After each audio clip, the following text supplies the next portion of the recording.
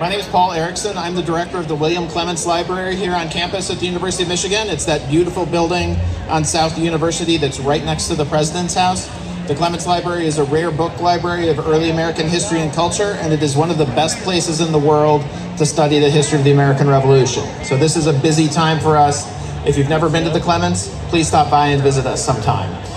So, all of us here know about the big anniversary that's coming up later this week, the 250th anniversary of the Declaration of Independence.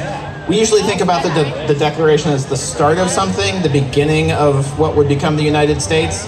But for the colonists and Britain's North American colonies, it was the end of something. It was the end of the marriage that connected the colonies to Great Britain, a marriage that had been falling apart for years and that in April of 1775 turned into outright war.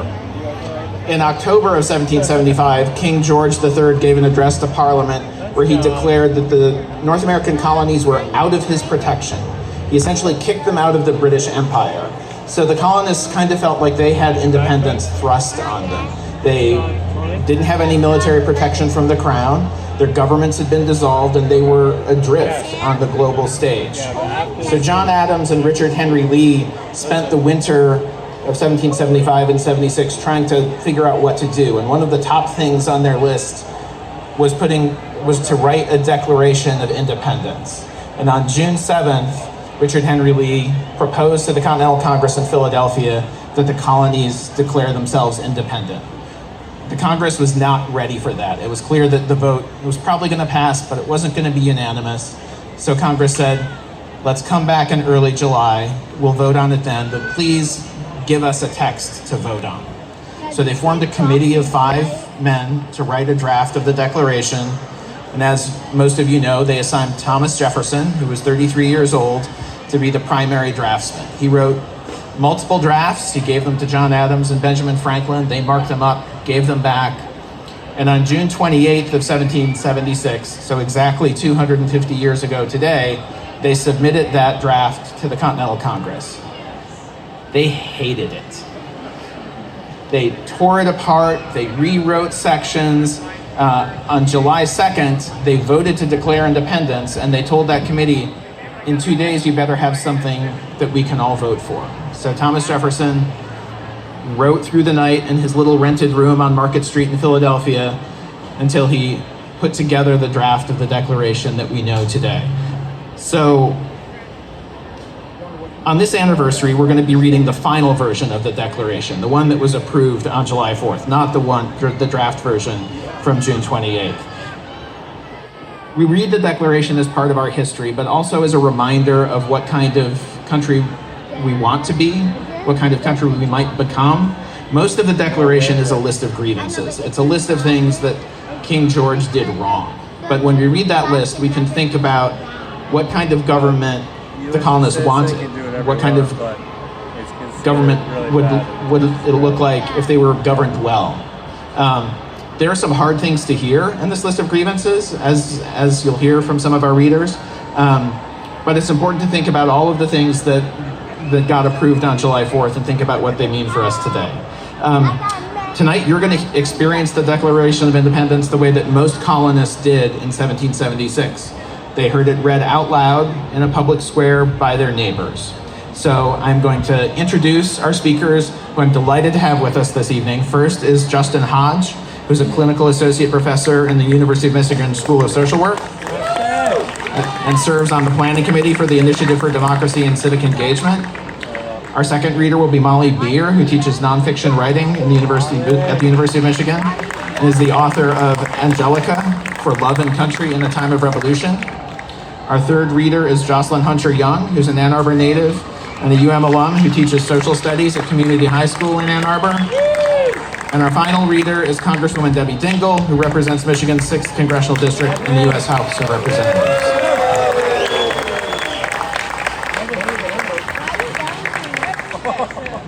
All right, we're going to get started.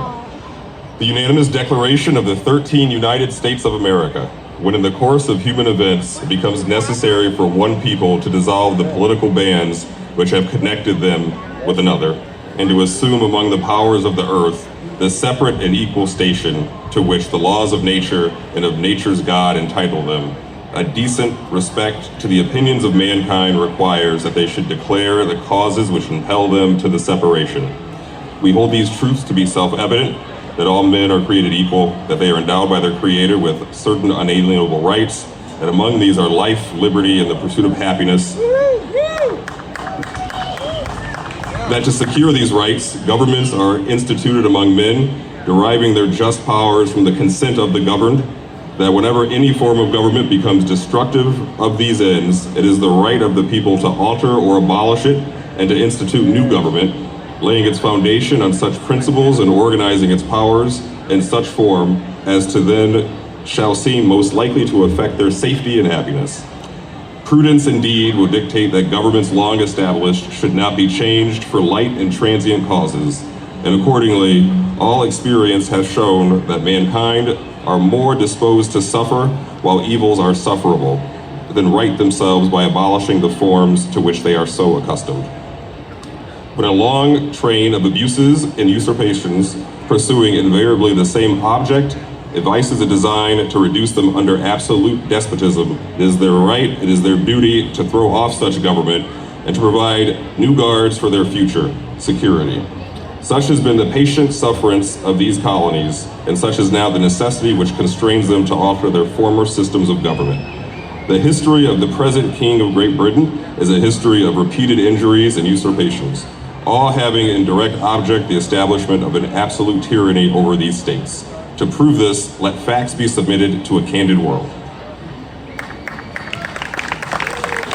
And now the injuries and usurpations. He has refused his essential laws, the most wholesome and necessary for the public good. He has forbidden his governors to pass laws of immediate and pressing importance, unless suspended in their operation till his assent should be obtained. And when so suspended, he has utterly neglected to attend to them.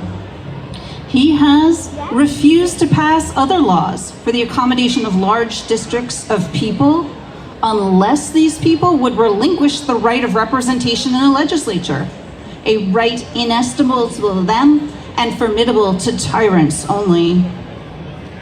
He has called together legislative bodies at places unusual, uncomfortable, and distant from the depository of their public records for the sole purpose of fatiguing them into compliance with his measures. He has dissolved representative houses repeatedly for opposing with manly firmness his invasions on the rights of the people.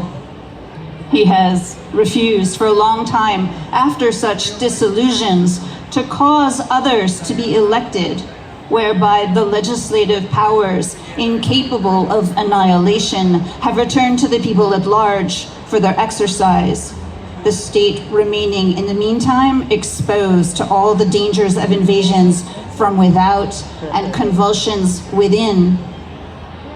He has endeavored to prevent the population of these states for that purpose, obstructing the laws of naturalization of foreigners, refusing to pass others to encourage their migration hither, and raising the conditions of new appropriations of lands. He has obstructed the administration of justice by refusing his assent to laws for establishing judiciary powers. He has made judges dependent on his will alone for the tenure of their offices and the amount and payment of their salaries. He has erected a multitude of new offices and sent hither swarms of officers to harass our people and eat out their substance. He has kept among us, in times of peace, standing armies without the consent of our legislatures. He has affected to render the military independent of and superior to the civil power. He has combined with others to subject us to a jurisdiction foreign to our Constitution and unacknowledged by our laws, giving his assent to their acts of pretended legislation.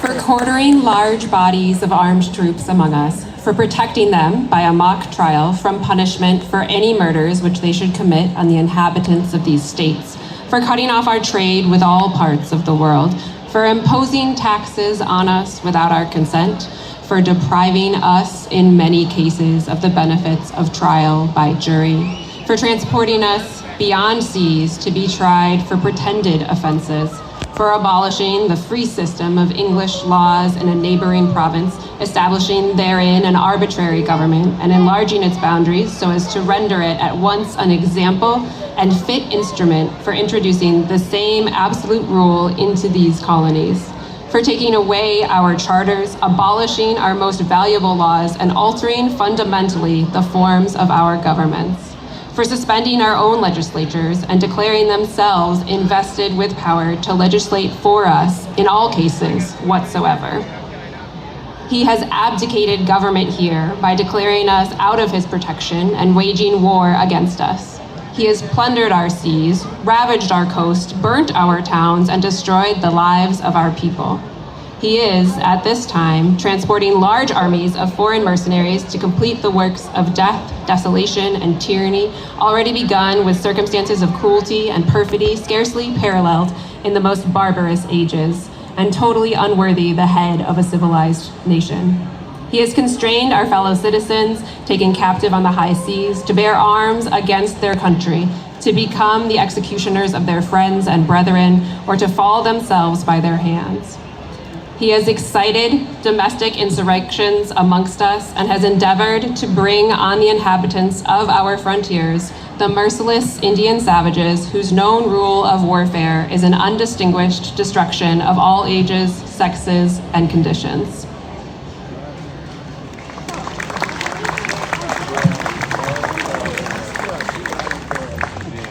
In every stage of these oppressions, we have petitioned for redress in the most humble terms. Our repeated petitions have been answered only by repeated injury. A prince whose character is thus marked by every act which may define a tyrant is unfit to be the ruler of a free people. Nor have we been wanting in attentions to our British brethren. We have warned them from time to time of attempts by their legislature to extend an unwarrantable jurisdiction over us. We have reminded them of the circumstances of our emigration and settlement here. We have appealed to their native justice and magnanimity, and we have conjured them by the ties of our common kindred to disavow these usurpations, which would inevitably interrupt our connections and correspondence. They too have been deaf to the voice of justice and a consanguinity. We must therefore acquiesce in the necessity which denounces our separations and hold them as we hold the rest of mankind, enemies in war, in peace, friends.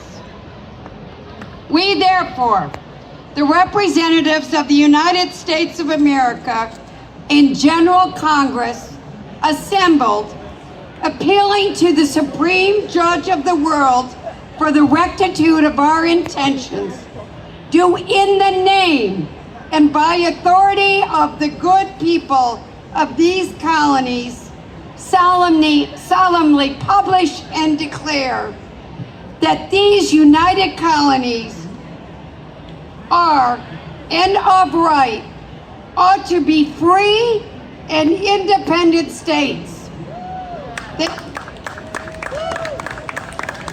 that they are absolved from all allegiance to the British Crown, and that all political connection between them and the state of Great Britain is and ought to be totally disavowed, and that as free and independent states, they have full power to levy war, conclude peace, contract alliances, establish commerce, and to do all other acts and things which independent states may of right to do. And for the support of this declaration, with a firm reliance on the protection of divine providence, we mutually pledge to each other our lives, our fortunes, and our sacred honor.